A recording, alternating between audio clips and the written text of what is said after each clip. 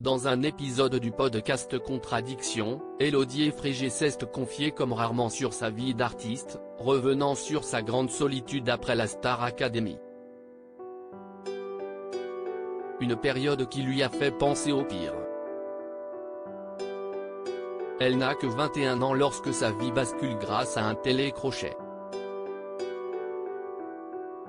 Le 20 décembre 2003, Élodie Frégé remporte la 3e saison de la Star Academy et décide de partager son million d'euros avec le « pas si malheureux » finaliste Michal Kwiatkowski. Très vite, tout s'enchaîne pour la gagnante. Fini la vie tranquille à Cosne-sous-Loire, bonjour Paris et son effervescence. L'agenda de la jeune femme est remplie, entre la préparation de la tournée avec les autres élèves de l'émission et les séances de studio, afin de sortir le plus rapidement possible son premier album. La chanteuse signe quelques titres du disque, qui finira par sortir 3 mois après sa victoire. Une période d'apparence lumineuse, mais se révélant très difficile à vivre pour l'artiste. Un succès pesant rose et l'hôte de Contradiction, un podcast permettant à ses invités de parler de leurs bonnes et mauvaises habitudes sans tabou.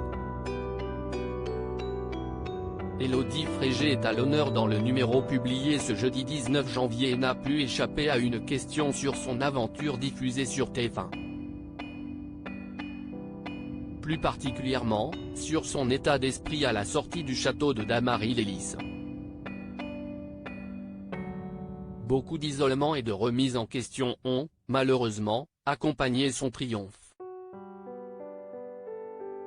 Ce truc d'appeler les pompiers, je l'ai vécu. J'ai vécu ce truc d'être au bord, à l'agonie, de me dire, j'ai 22 ans, je suis toute seule chez moi, personne n'est libre, je vais crever, je ne peux même pas appeler ma mère parce que j'ai trop de pudeur. Qu'est-ce qui me reste à boire? Un fond de vodka, je vais mettre du sirop et de l'eau dedans.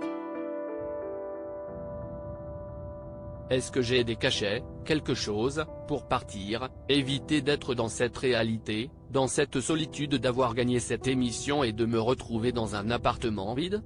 Raconte l'auteure-compositrice-interprète aujourd'hui âgée de 40 ans. Une crainte qui la rongeait profondément, sa plus grande peur?